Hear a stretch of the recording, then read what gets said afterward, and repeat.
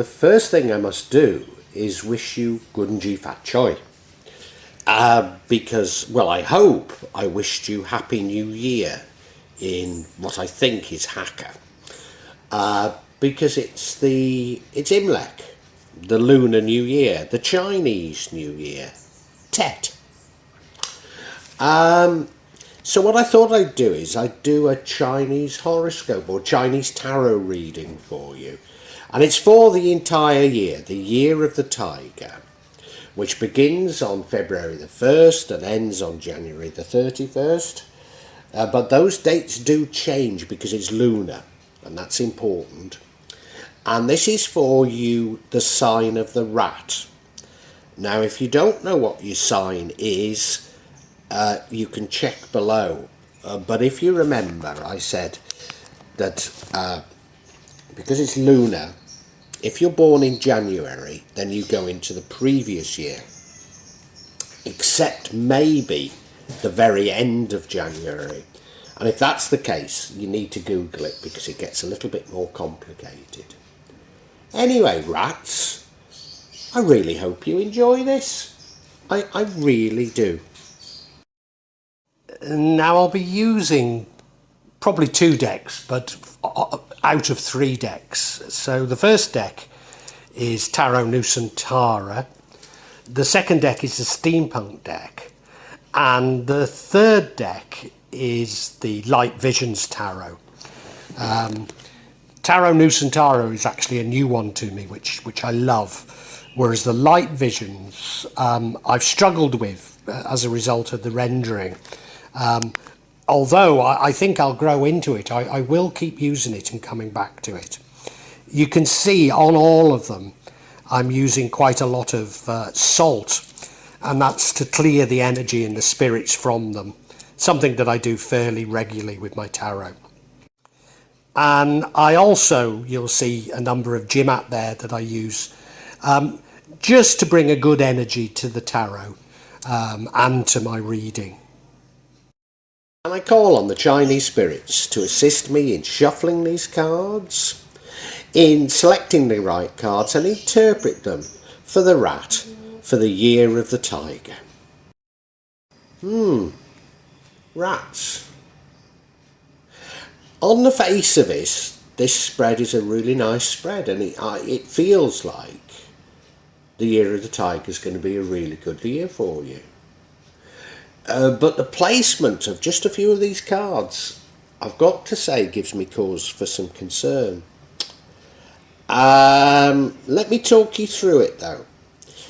We've got the Page of Pentacles in that central position. Going out searching for money, maybe even manifesting money. Now that runs throughout the entire reading. You see, I don't understand it, because in the past we have the 9 of Pentacles, that seemingly you were blessed with abundance. The one thing about the 9 of Pentacles, I might say, is that he's on his own. Maybe you needed to share your life, but as we'll see. Current energy is the 3 of Pentacles, needing to work as a team to achieve things. The future is the 10 of Cups. So it seems as though not only have you got abundance, but you've now got a partner to share it with. The energy impacting on the outcome is the Magician card. Suggests that you're manifesting something. The thing that would negatively impact on the outcome is the 10 of Pentacles. And so, good heavens, we've got a 10 of Cups, we've got a 10 of Pentacles in this reading. So, seemingly nothing could be better. But this is a card that is negatively impacting on the outcome. So, this is a card of abundance in every sense of the word. It really is. And the final card is the Knight of Wands. Fearless, but somewhat impulsive. Fearless, brave, somewhat impulsive. What on earth is this all telling us, my rat friends? We need to look at each card individually, don't we? And as I say, the energy running through this is the Page of Coins. Now this suggests you going off on a journey looking for money, maybe even manifesting it. It's as though you're very concerned about money. You look at the card, well, he's dressed rather nicely, he's going off on a journey. I think he's quite excited. Well, no, he's very focused, isn't he, on that pentacle? Very focused on it. Now, we don't have a Four of Pentacles in this reading, but it's somehow feeling like something of an unhealthy attachment to money. Why are you manifesting wealth? I mean, I suppose from many people's perspectives, you'd turn that question around and say, why wouldn't you be manifesting wealth? But I don't know. There's something about this that disturbs me somewhat. Let's look at some other cards. Now, in your past, the suggestion is that you had plenty of blessings because we have the Nine of Cups. Now, I used to think this was one of the most wonderful cards in the pack because it is a joyous. You are enjoying yourself. You are blessed, and you look at the card, well, he's sitting there in his finery on a throne, 3 goblets of wine behind his head. What more could he want?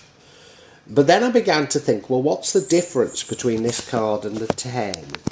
And the difference is that he's all on his own. So is it that in the past you were blessed with money, you were blessed with wealth, you were blessed with many things, but what you didn't have was somebody to share it with? Is that what it's telling us? Certainly, I've seen this card in this position for other signs, and that's exactly what I've concluded. But for some reason, I'm a bit hesitant to conclude it for you. And I don't know why, Rat. I don't know. In fact, I've got to say, there's something about this entire spread that I find a little bit unnerving. I really do. The current energy is the 3 of Pentacles. This suggests that you are creating something, doing something, but you need others, you need teamwork. Now that would follow on, wouldn't it, from the 9 of Cups where you were by yourself.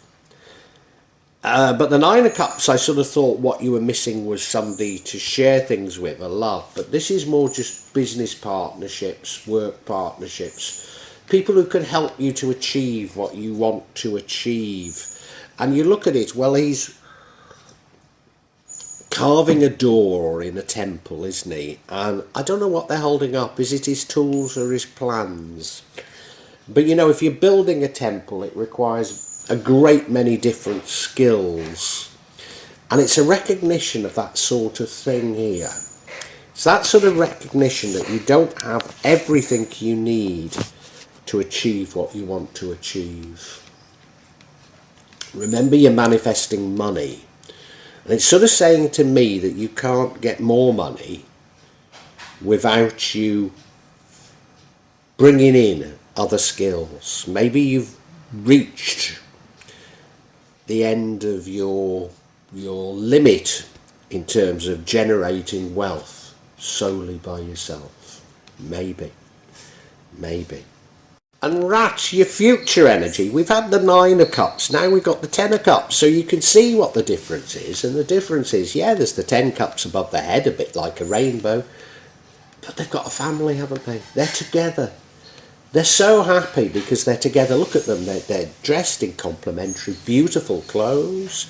They've got a young family there. They've got what looks to be a beautiful house stuck on that hill there. The sun is shining, it looks a beautiful place where they are. They couldn't be happier. Now that's your future. Why aren't I? Why aren't I absolutely enthralled by this? Because I should be. I should be. But there's something about these cards it's so difficult to say. You're being very blessed. You really are being very blessed. There are great blessings here. You're manifesting them as well. You're getting what you're manifesting. Why am I concerned? I don't know. I don't know. And as you know, the overall energy is the Page of Pentacles, which suggests you're manifesting money. And now we have the Magician card, which impacts on the outcome. And this is probably about manifesting. Probably. I mean, it could be that magic is being done to you. I'd not thought of it that way. It could be. It could be. You look at the card, well, it's definitely about magic. There's no question about that, is there? Can you see that sword? Well, that's the kris that I often use on my cards to bless them. Now, that's a very mystical item here in Java. We've got a chalice on the table with a snake coming out of it, suggesting to me some sort of a dark magic. I don't know if it is to you. Something dark about what's going on here. Now, I don't know if that's you using magic or somebody using magic against you. But there's a definite feeling of a darkness to it to me. Now, we've got another lovely card, the Ten of Pentacles. So, what's the difference between the Ten of Pentacles and the Ten of Cups? I think the Ten of Pentacles emphasises affluence a little bit more. You can see they've got absolutely everything. It's a more crowded card, isn't it, than the Ten of Cups. The Ten of Cups, you could be happy in your simplicity, even though you're blessed with everything you want. This is more about material possessions. This is more about material possessions. You know, they've got dogs, they've got children, they've got fine house, fine clothing, even granddad's there. You know, they should be very, very happy. I think they are happy.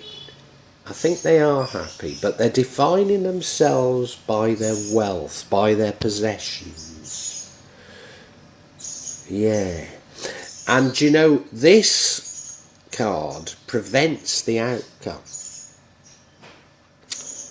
Now, why would that prevent the outcome? Is it that you can get wrapped up in materialism? If you get wrapped up in materialism, you will forget about other things. Is that what it is? Gosh, rats. Gosh. I'm still not grasping this. Now, the outcome is the Knight of Wands. And other tarot readers will tell you there's no good or bad cards in tarot. Each has good and bad. And that's very true.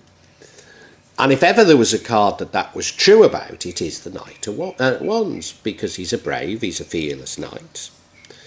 But he doesn't half rush into things.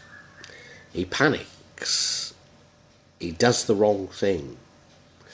You look at him, he's moving pretty fast, maybe not as fast as the Knight of Swords, but he is determined, isn't he? He's determined. He's going to do something. But is he going to do the wrong thing? Now, as I say, there's no good and bad cards, but it's not a card I like to see as an outcome, I've got to say. Is this what's unnerving me? I don't think it is. I think there are many cards in many places that I just don't feel are located in the right place, and I'm still no clearer to really get into the bottom of this for you. So we're going to have to go for some clarity. And you know, I think I want the clarity on this Magician card, because if I can understand, well, it could be magic. It could be magic that you're using. It could be magic being used against you. And normally you'd say it's manifesting, but if I can understand that, then I can understand some of these other cards, I think.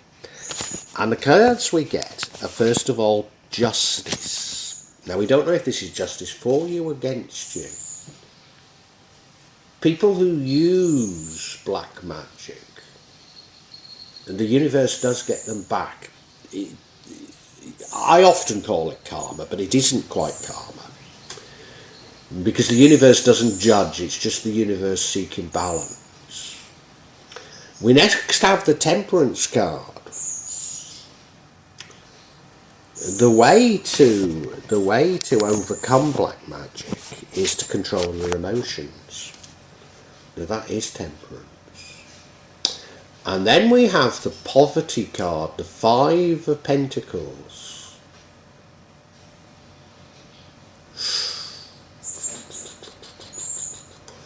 Five of Pentacles, poverty.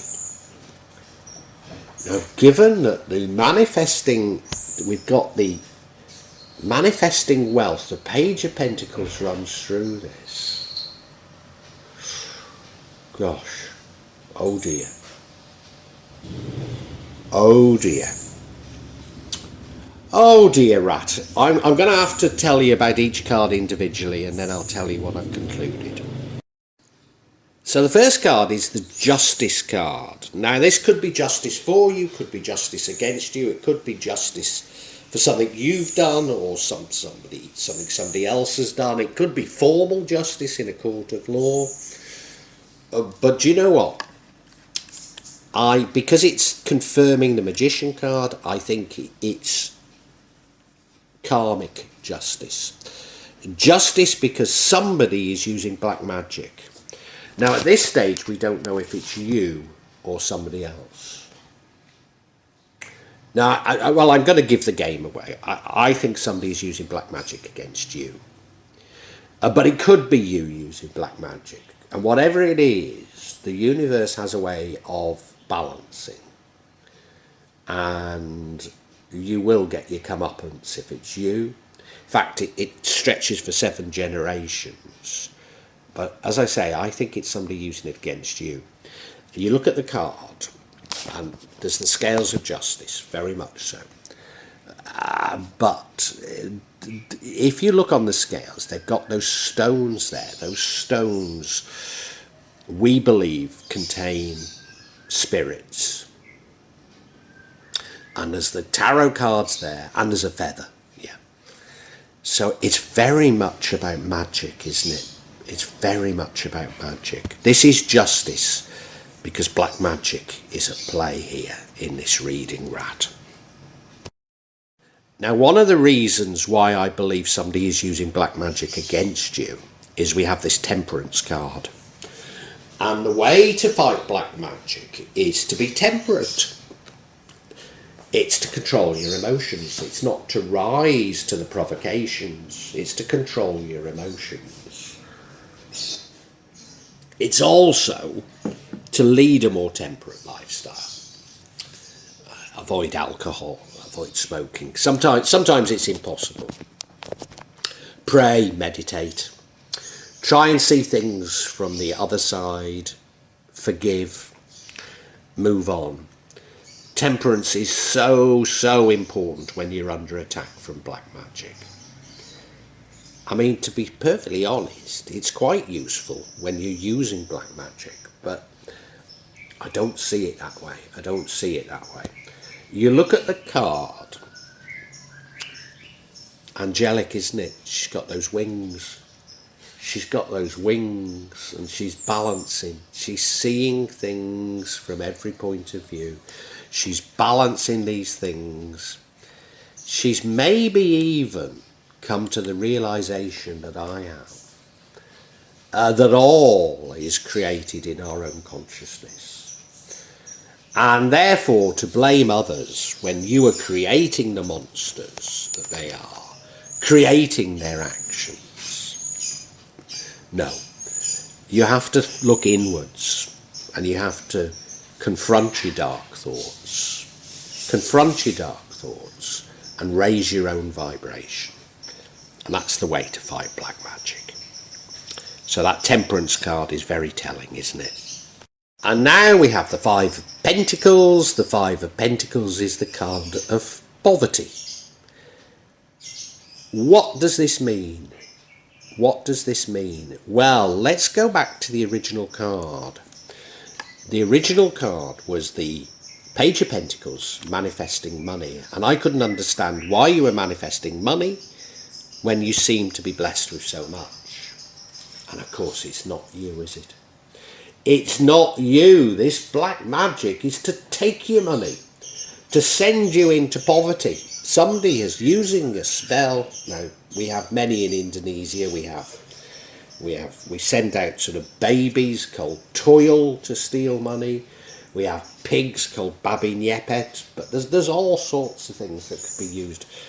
But we don't, in Indonesia, generally speaking, when people sort of manifest or use magic to create money, it's always seen as a sort of zero-sum game. They have to take it from somebody else. It's not like the Western view that money sort of, well, I wouldn't say grows on trees, but money begats money. No. In Indonesia, it's seen that you have to take money. And that's what this sort of spell is that I can see here. There's a spell to take your money to send you into poverty. Yeah. So that's why all these cards have been so strange. That's why they've been so strange. I think we can summarise for you, Rat. I think we can. Well now, Rat, I've got some news for you, and it's not good. It's not good. Somebody, and I think it's somebody you work with or are in business with or certainly have come into contact with in the process of you making money, is very, very jealous of you. In fact, they're so jealous of you that they're using black magic to take your money. And they're not using black magic just for them to become rich, but it's a two-sided thing. They want you to become poor and them to become rich. And that's going on in the background here. Because in the past, you certainly have had plenty of wealth. And there's every indication that you will have plenty of wealth in the future. And possibly also happiness. Possibly all these things are here for you. In fact, if you can focus on your happiness, focus on what you have, focus on yourself, and not this dreadful darkness that somebody's doing to you, then I think it could go away.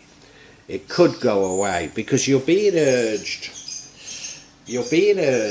to deal with this in a very mature way. To understand that the person that's doing this is a creation of your own consciousness, and what they are doing is a creation of your consciousness. So the answer is not to hate them. Release them to the universe, and the universe will, if you like punishment, the universe will seek balance in truth. But you don't have to do anything. All you have to do is lead your life as you should. Lead your life as you should. Enjoy your wealth. Enjoy the love that's around you. Don't focus on other people. What you can do is turn inwards, and you can try and raise your vibration by focusing on good things. Focusing on good things. Keep your vibration high, and don't let this get to you. But unfortunately, I think you do allow it to get to you. And I know I've allowed such things to get to me. And that sees you doing something a little bit rash. Now, we don't know what the outcome of that is. That's into the next year. But, you know, if you do something rash, chances are it's not going to work out well. So the universe is urging you, just focus inwards, focus on your own happiness, focus on those immediately around you, count your blessings, raise your vibration, and everything will be fine. But, as I say, I'm not too certain that you're able to do it. You're sort of caught up in this. You can't think straight, and you do the wrong thing. That's what I believe. But, you know, there's a warning here. It's telling you what you need to do, Rat. So please listen to it. Well, I do hope you've enjoyed Tarot from Java as an addition to my channel, The Magic of Java. Please take a look at the other videos that I have on this channel about magic from Java, and I hope that you will become a subscriber. Now, if you want to hear your next tarot reading, hit the button, and that will inform you of when I publish new readings.